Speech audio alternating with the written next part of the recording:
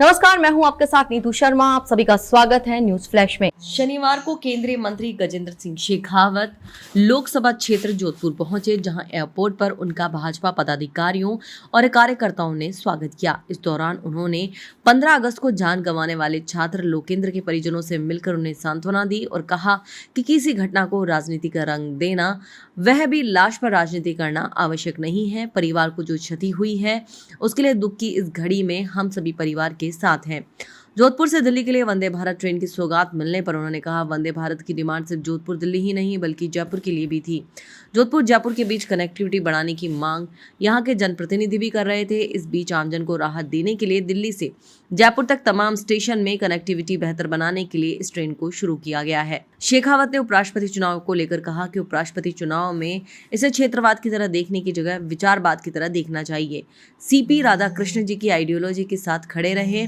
उन्होंने राष्ट्र सेवा का कार्य किया है। भारतीय जनता पार्टी के एनडीए समर्पित प्रत्याशी होने के नाते उनकी जीत उतनी ही सुनिश्चित है जितनी कल सुबह का सूरज उदय होना निश्चित है। दुर्भाग्यपूर्ण है और मुझे लगता है कि ऐसी किसी घटना को राजनीति का रंग देना और लाश पर राजनीति करने की आवश्यकता नहीं थी, लेकिन फिर भी किया गया। परिवार में क्षति हुई, हम सब लोग उसके लिए पूरी तरह से उनके साथ हैं और हमारी संवेदनाएं परिवार के साथ हैं। ऐसी घटनाओं की पुनरावृत्ति न हो, इसमें जितनी जिम्मेदारी सरकार की है उससे ज़्यादा जिम्मेदारी परिवारों की। आप और मैं सभी युवा बच्चों के अभिभावक हैं।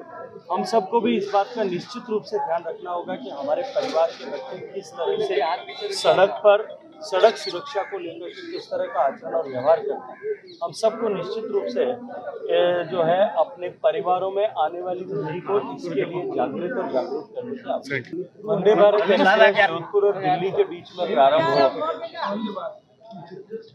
और उसकी डिमांड केवल जोधपुर दिल्ली के लिए नहीं, जोधपुर जयपुर के लिए भी एक बेटर और फास्ट कनेक्टिविटी हो। ये सभी जोधपुर और आसपास के क्षेत्र के लोगों की डिमांड थी। मैं धन्यवाद करना चाहता हूँ माननीय प्रधानमंत्री जी का और माननीय रेल मंत्री जी का कि उन्होंने मेरे आग्रह को, जोधपुर वासियों के इस पुकार को, आवाज़ को स्वीकार किया।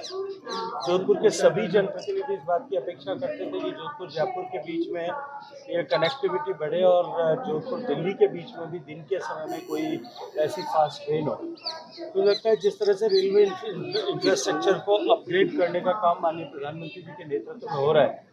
जोधपुर अहमदाबाद से पहले जुड़ा था, अब जयपुर और दिल्ली दोनों से भी जुड़ा है और इलेक्ट्रिफिकेशन पूरा होने के बाद में और अधिक गति के साथ में हमारी कनेक्टिविटी इम्प्रूव होगी। एयरपोर्ट का भी बिल्डिंग का काम लगभग पूरा पूर्णता की ओर अग्रसर है और मुझे पूरा भरोसा है कि इसी साल में हमारा एयरपोर्ट भी नए कलेवर के साथ में, नए टर्मिनल बिल्डिंग के साथ में शुरू हो जाएगा और उसके होने के बाद जोधपुर की एयर कनेक्टिविटी भी इम्प्रूव होगी।